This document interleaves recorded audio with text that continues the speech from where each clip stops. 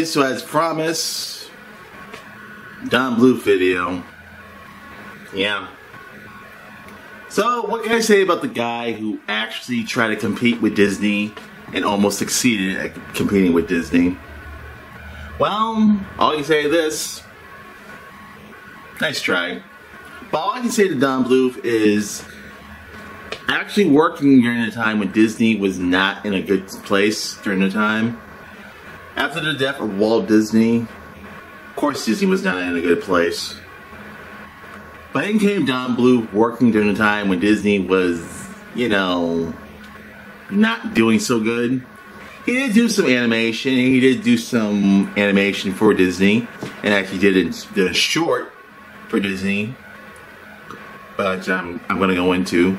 But yeah, during the 1980s, Don Bluth was kicking Disney's ass. Until 1989, The Little Mermaid.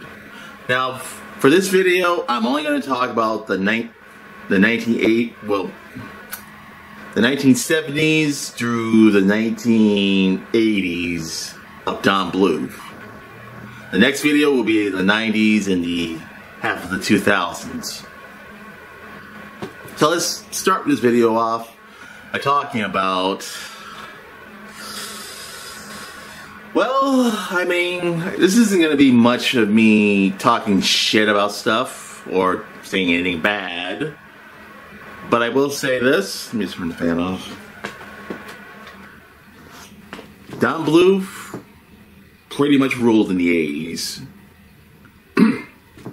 But yes, during the 80s of Disney, Disney was not making as much as big of a hit, you know, as it could have been. Now, some of the films, they weren't doing as bad, but at least they were doing better than Black Cauldron.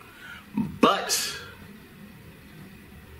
let's start up with Don Bluth's first feature, which is a short.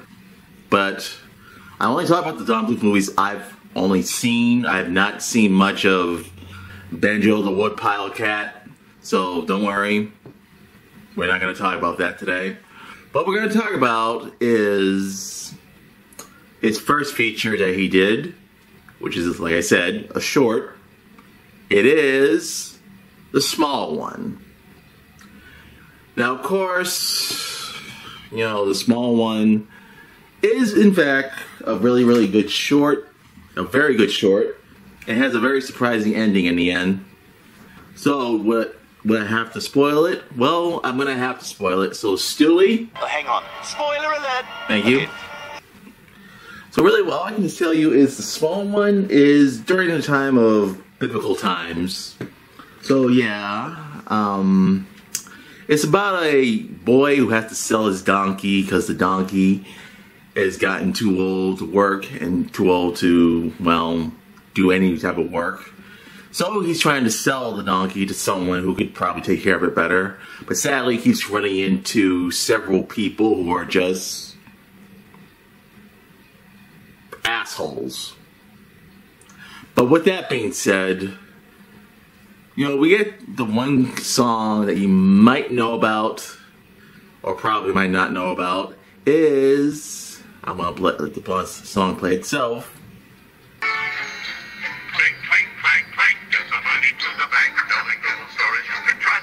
Thank you. But with that being said, God, people are assholes in this short.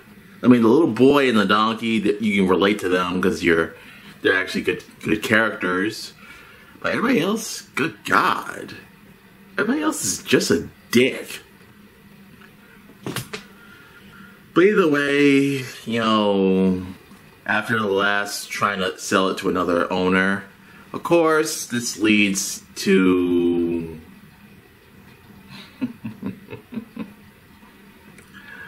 who the boy sells the donkey to and who the boy winds up selling the donkey to in the first place. Of course, I should mention this is secretly a Christmas movie. What do I mean? Well, the birth of Jesus. So yes, the person that the little boy sells the donkey to is Saint Joseph.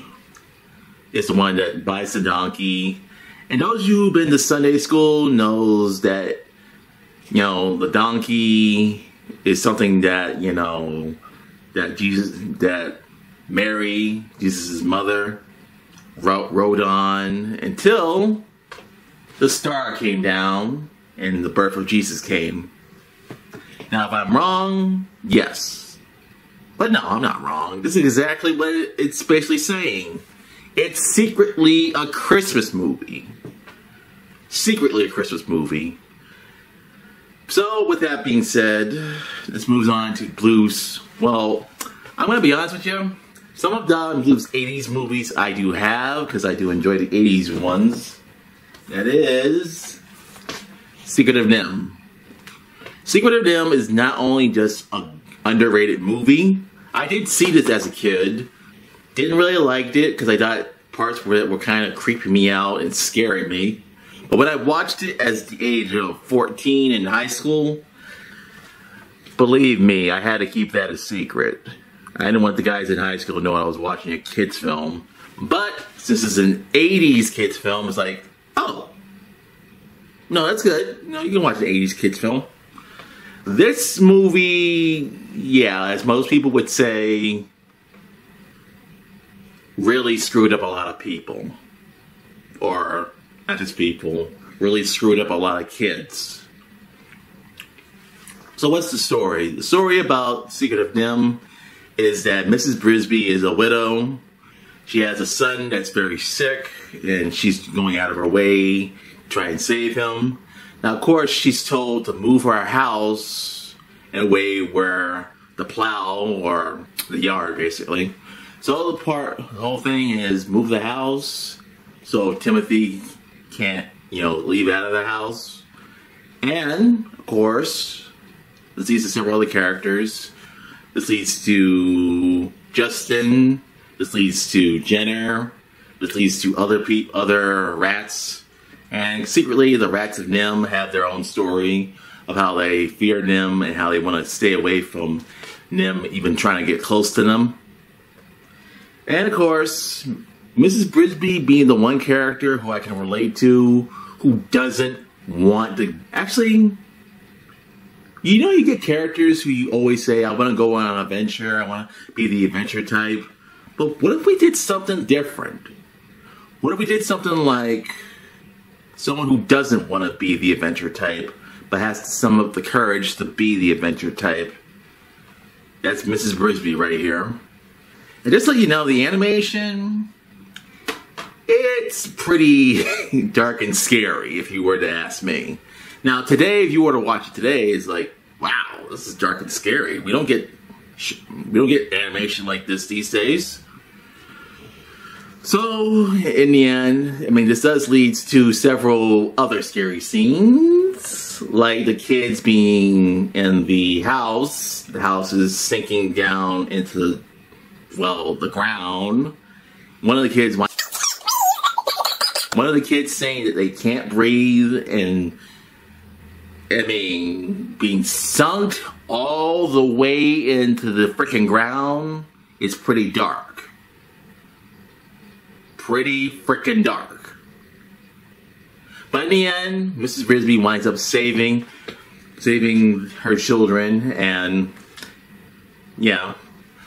But it's because of the little diamond you see right here is what she uses to, you know, somehow have this epically great power that can, you know, well, let's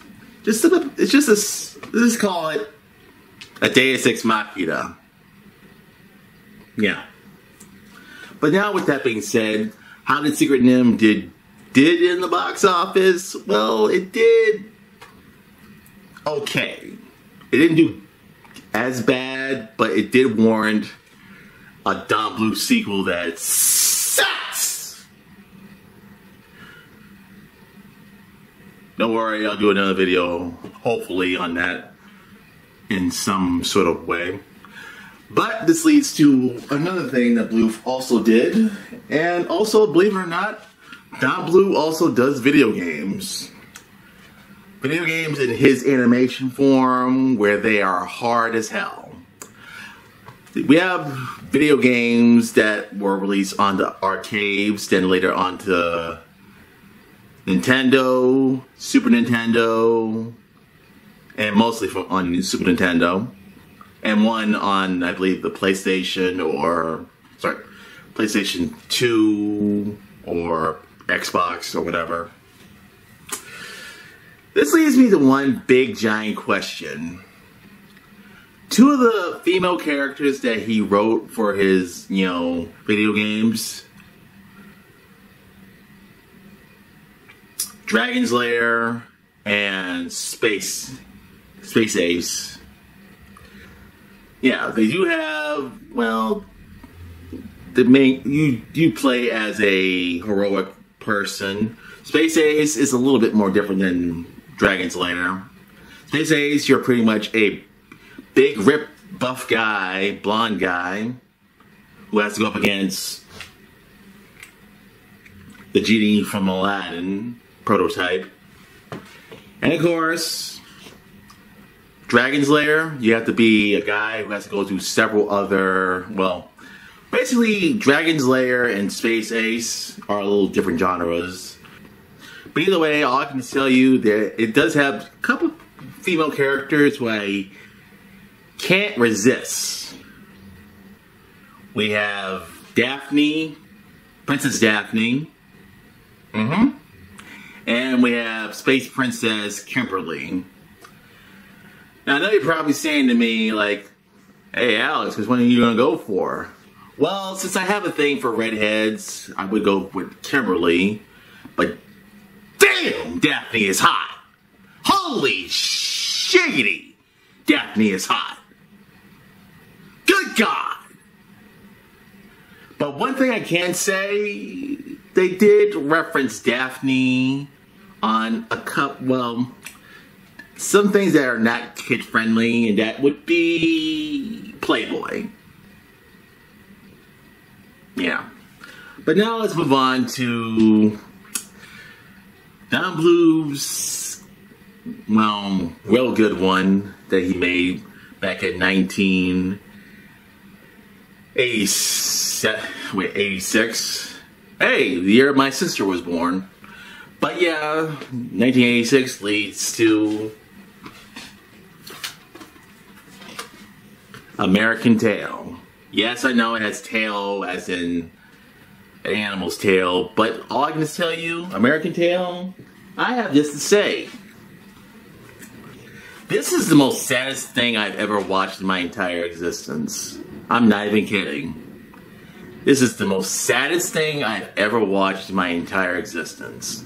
This is a good movie, but damn is it sad. I do love the pop song in the end, or the actual song. So I can speed that up a little faster. But either way, what's basically the story? The story is about a Jewish mice family who moves to America, named Fievel Mouskowitz.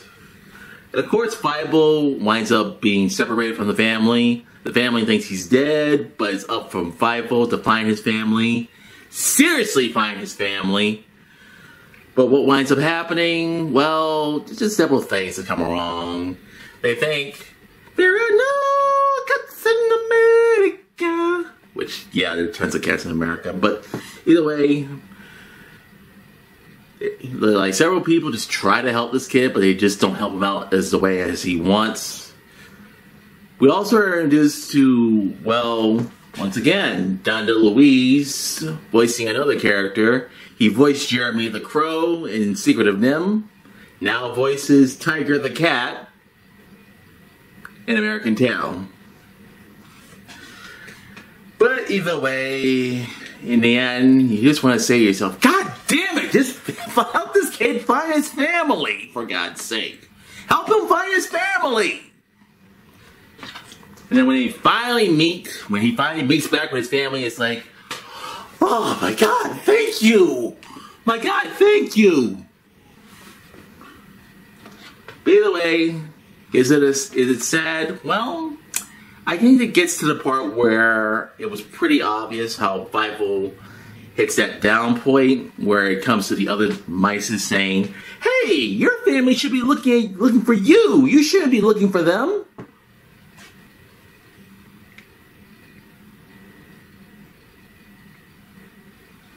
But either way, yes, this actually did good at the box office. Did incredible at the box office. Would I recommend it? Well, if you can find it somewhere on streaming, give it a watch. This might get a little darker for the next movie I'm about to bring up. I know you're probably saying, what dark thing do you have to talk about this? Well, I'll get to that later. But I should tell you, this is the first movie I cried at when I was 4 years old. Ah, shut up. Don't mock me. Yeah, this has the one scene that made me cry as a 4-year-old, and that is the Littlefoot's mom scene. The Littlefoot's mom's death scene. Now, of course, it was said that they made animation, made the scene where the mom, is brutally murdered by the T-Rex. But I guess they cut it out because not too kid-friendly. And of course, produced by...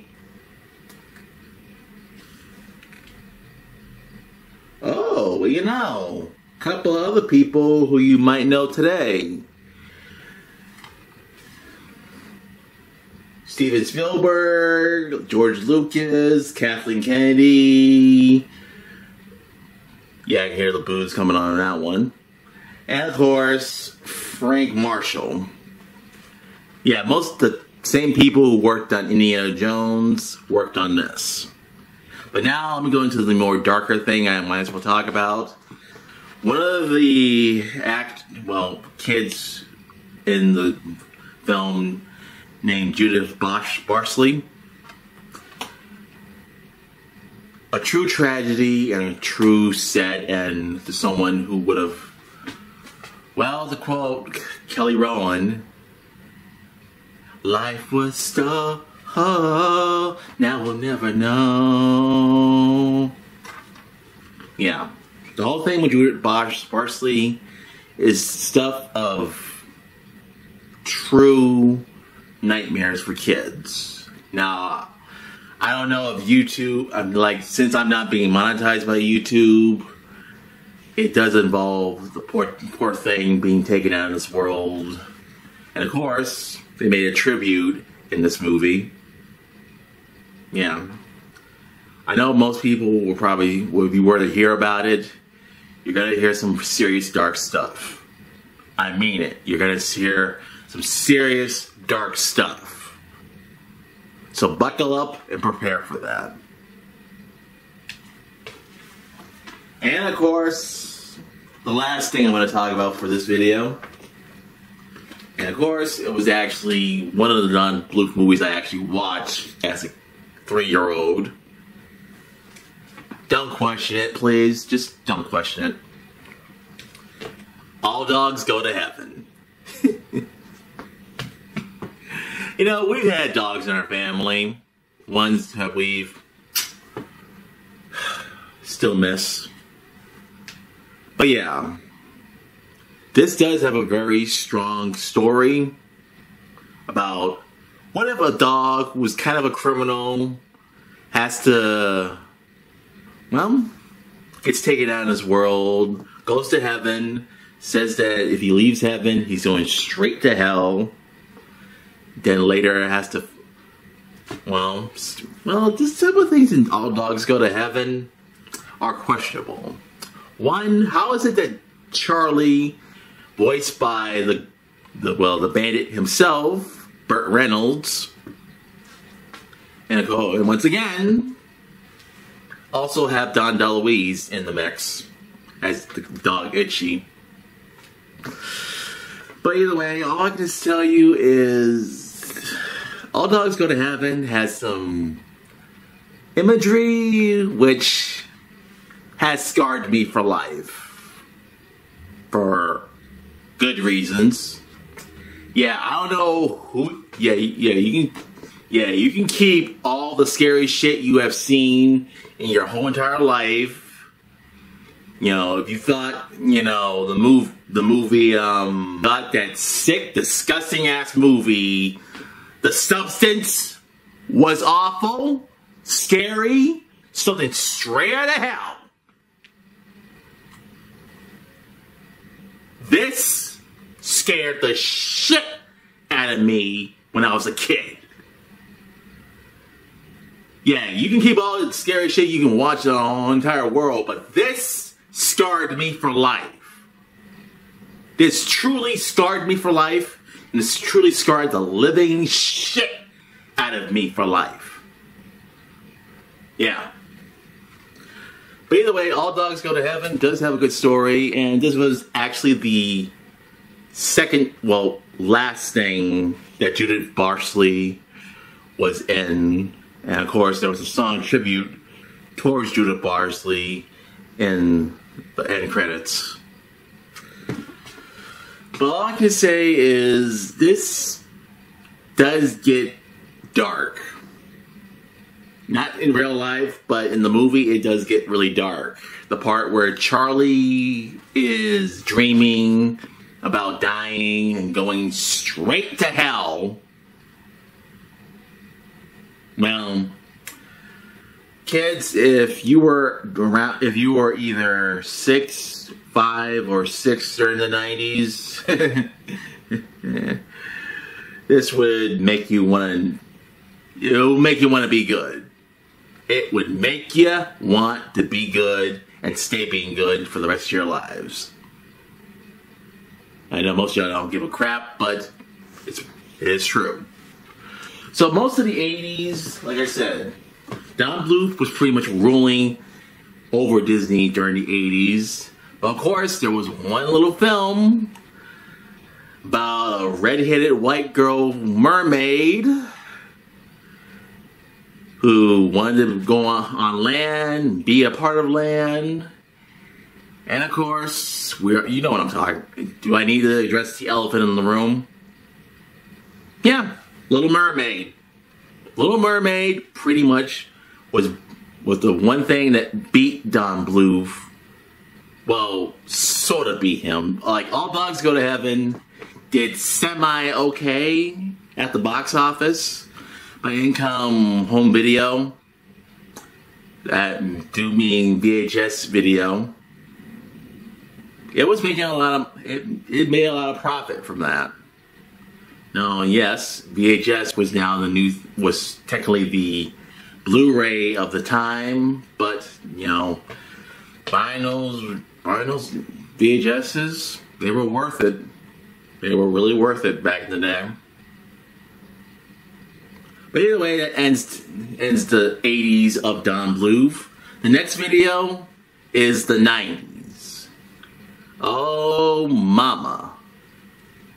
Oh, mama. We are definitely talking about the 90s. So, the 80s, you know, Don Bluth ruled. The 90s, well, join me for the next video. With that being said, Vertical Spy, outro. Yo, Steve Bloom here, voice of Spike Spiegel. Remember to subscribe and get vertical.